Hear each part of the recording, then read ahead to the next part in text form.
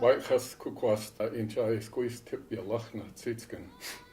Good morning, my name is Rodney Costin. My Indian name is Tip Yalachna Tzitskin. Today we're here to talk about the Caldwell Confederated Tribes' efforts into restoring the Bighorn sheep back onto the Caldwell Reservation. And the Salish word for the Bighorn sheep is Yelich Kolkan. Yil is referring to the roundness, so yi or yir is something round, and chen is the head, so it's talking about the round shape of the horns of the bighorn sheep. You know, many of our big game animals, were very abundant at one time before contact, including, bighorn sheep. And I know the populations have been really decimated in many different ways for many different reasons, primarily through introduction of livestock and other domesticated sheep populations that brought diseases that they just could not combat. And, with that, thousands of our bighorn sheep populations died off. They used to be here, pretty abundantly on the Caldwell Reservation, or at least that's what many of the elders here have shared with me. I managed the language preservation program for the tribe, and so I worked with many elders, and we talked about a lot of the importance of our animals and also the wealth of our landscapes and the habitats. And actually, some of the elders have told me that's how they would define wealth in our ways as Indian people. It's the wealth and of our landscapes and also of the animals and the fish and everything that was provided to us here by the Creator. And we live with those resources, and we took care of each other for many years. The Caldwell tribes, we've, depended on salmon for generations and generations, thousands of years. And, with the advance of the hydropower system through the Columbia Basin, that food source was immediately stopped for all the tribes above Chief Joseph dams. So here specifically on the Caldwell Reservation, big game has had to take that spot of the salmon for all of our subsistence needs.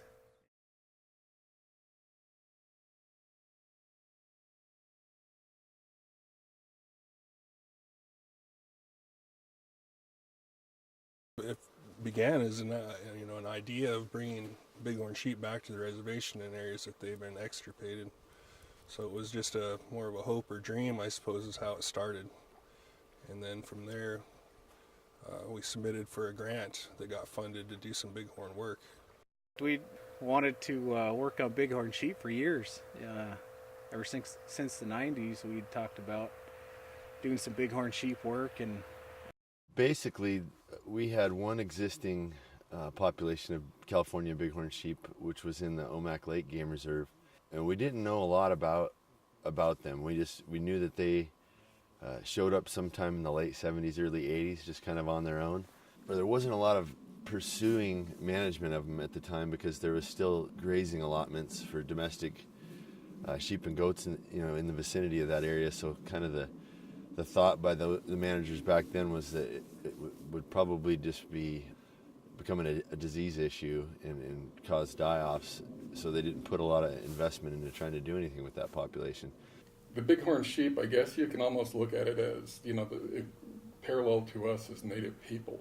The areas that we once enjoyed and that we were able to travel to and utilize became so decimated, through the growth of our populations and our cities and our roads and, the development and, there were just so many different factors that impacted bighorn sheep as well as native populations. I mean, ironically, diseases killed more native people than any war ever did. And, you can look at that parallel with the bighorn sheep as well. It was those introduced diseases that really killed off those populations as well. And so where we can restore these populations that naturally thrived here all across, the Pacific Northwest at one time, we need to do that, in places that we can, but there's those places that exist, where, the environment is still fairly undisturbed, that allows them to thrive. We need to work together, with our state and federal agencies. We can't do it alone.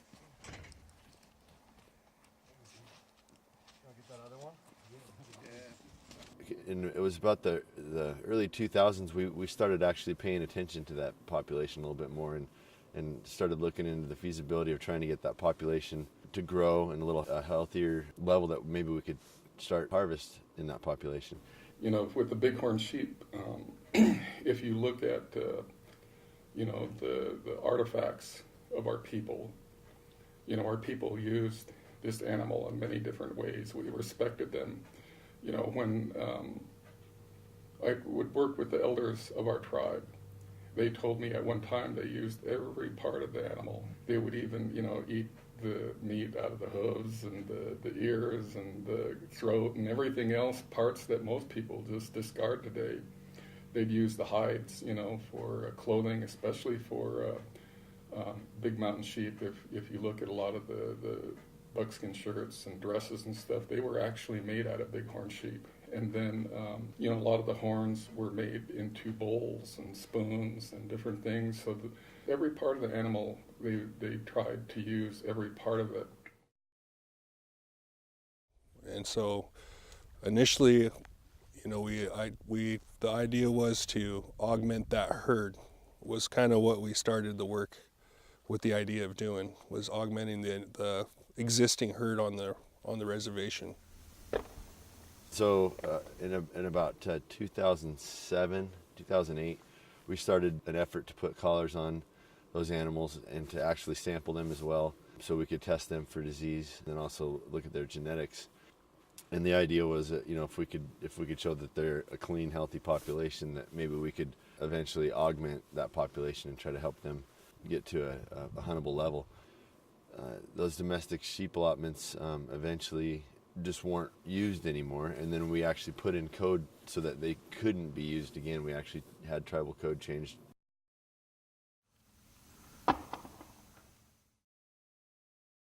Through the grant work and realizing, the susceptibility of bighorn sheep to disease and whatnot, we want to make sure those sheep were healthy before we put them there. So we got the grant and started doing work to test and find out if that herd was healthy enough to receive any augmentation. And in the meantime, the grant was already funded, and we were underway.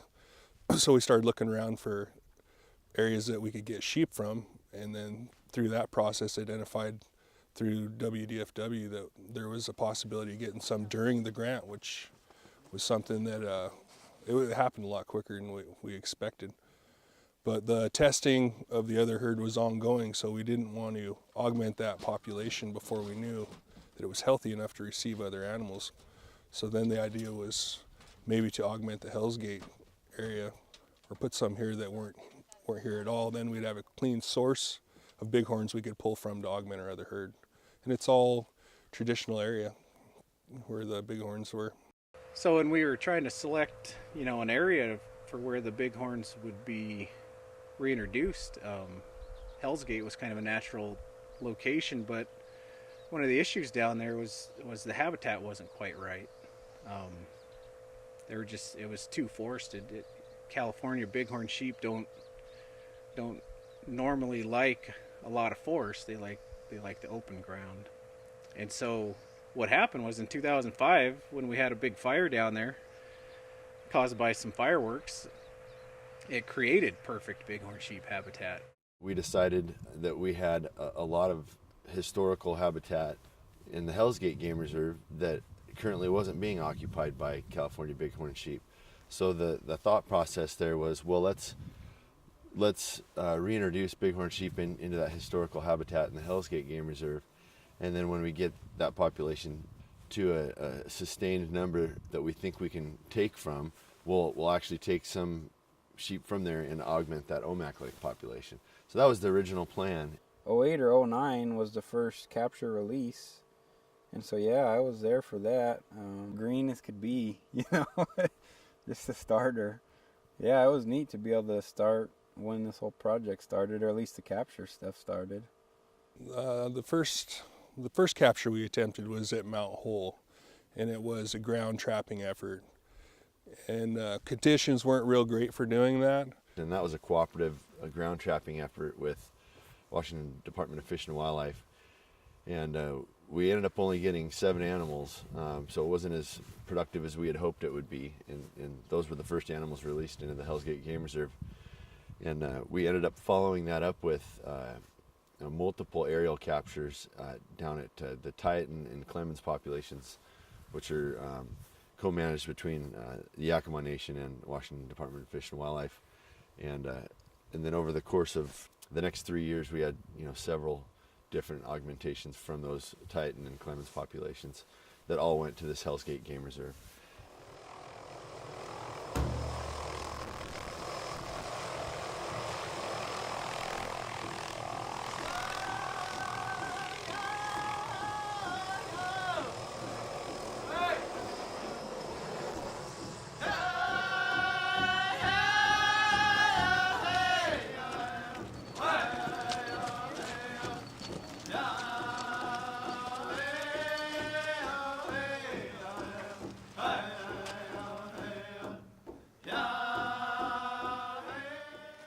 I remember that the sheep were all really tame. They were all coming up and licking the rigs because of the stuff that they spray on the roads, keep the ice down, and it's almost like they were pets in a sense. They just come right up real mellow.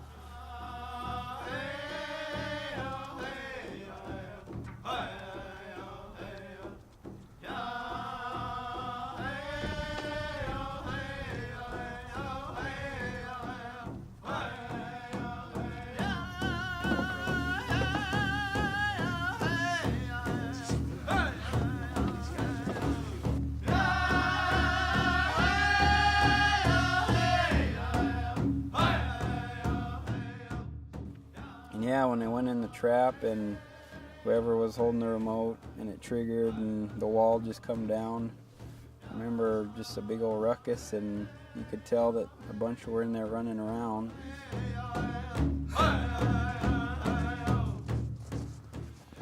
Yeah, so the animal capture and handling is, it's not something you see every day.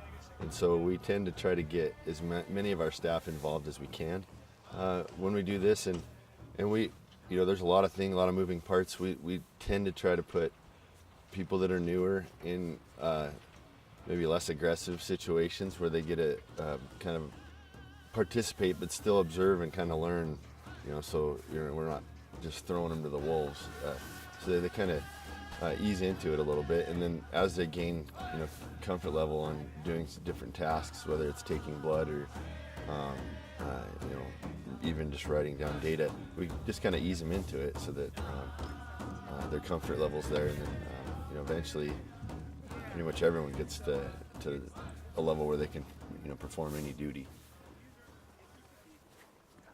Working with other agencies and other bios and people with the experience of doing it, a lot of that knowledge is passed on while you're doing it. It's hard to get that in a classroom setting versus being out there on the ground and seeing and experiencing it. So that's just irreplaceable time in the field.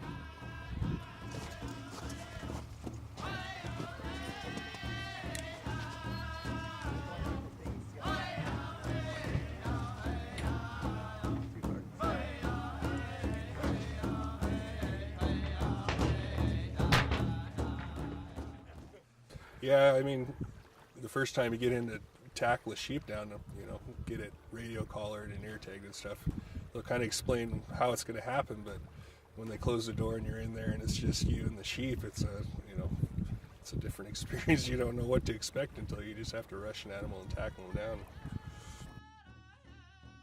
It's kind of, everybody looked around and said, who's going to do it? And I guess I just said, sure, I'll give it a shot. And I kind of fell in love with it. It was, it's real up close and personal, and every time's a little bit different than the first. So.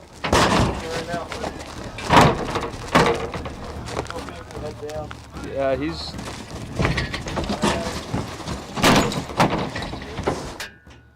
such a strong animal. It's definitely a 2 or 3 man job with the big rams. I've been in there with just 2 guys, and it wasn't happening. We had to call for a third. But the ram getting hung up on the trap, no, that's just something you don't plan for, and those kind of things crop up all the time, and it's on the spot. You have to figure out a solution really, really quick. What do we do about that? Turn them down? As you can, something lift them up.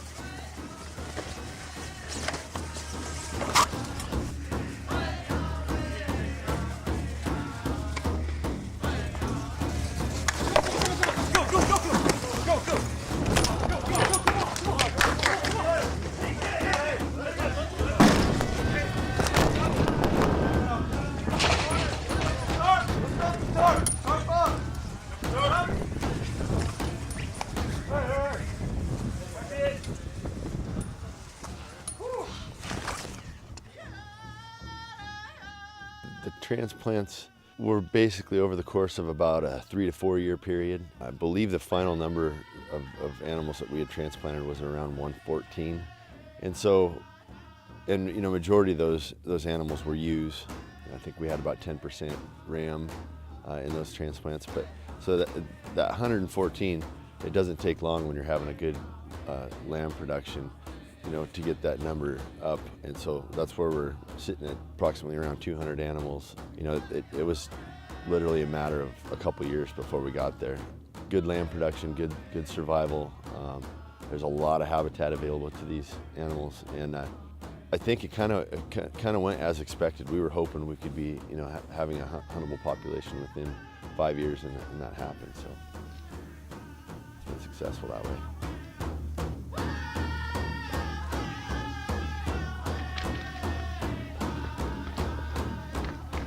Yeah, always been hunters in my family. It's been a big important deal, and yeah, to see, when I started working here, there was no bighorn sheep down here, and then within a matter of 3-4 years there's sheep here, and then within a matter of 4 years, 5 years till the first hunt.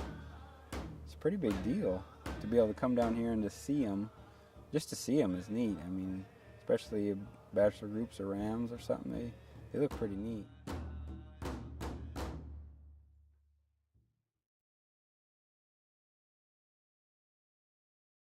And we have annual harvest by our tribal membership, which is a permit tag draw system in the game reserve, and it's a really coveted tag, very sought after tag. And so we went from having no sheep in historical habitat to within less than a decade having a huntable population. So when we're able to bring a species back like that, allows the tribe to reintegrate that species as part of their culture.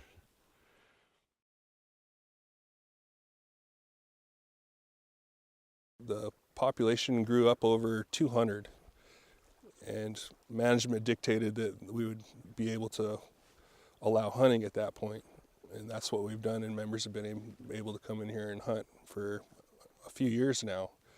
And we still have the desire to augment the other herd. We actually did augment the OMAC population after testing results came back negative for any disease, and we put 18 ewes in that herd. And from memory, I want to say the high count on that was in the mid-50s. And so, with the bighorn sheep, a species that was lost, 100 or 200 years ago due to, domestic sheep or overhunting or whichever issue, replacing that species on the landscape helps fill that niche that wasn't filled, and it provides an additional subsistence species for the membership. Even to prepare a lot of these foods, that many of them, we don't have them in our lives every day anymore. And so, most of the time they're used for ceremonial uses.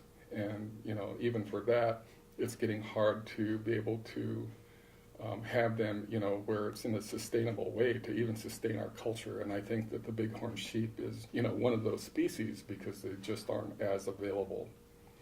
And so I think this is really a good project. I think it's a very much needed project, that our programs can work, with state governments and scientists to reestablish these populations and to reestablish them to a point where our people can then begin integrating and using these and, procuring or hunting these animals again. So that we continue to learn about that relationship, because as we do this, with the elders that we still have that have some of this knowledge, then that knowledge begins to come out. And that's so important, that we learn of those relationships and how we can learn of the Indian language about not only the what we call the animal, but all parts of the animal and how they were used.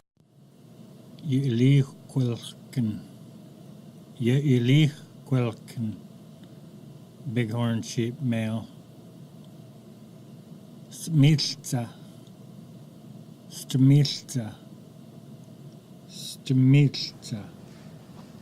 Female young mountain sheep.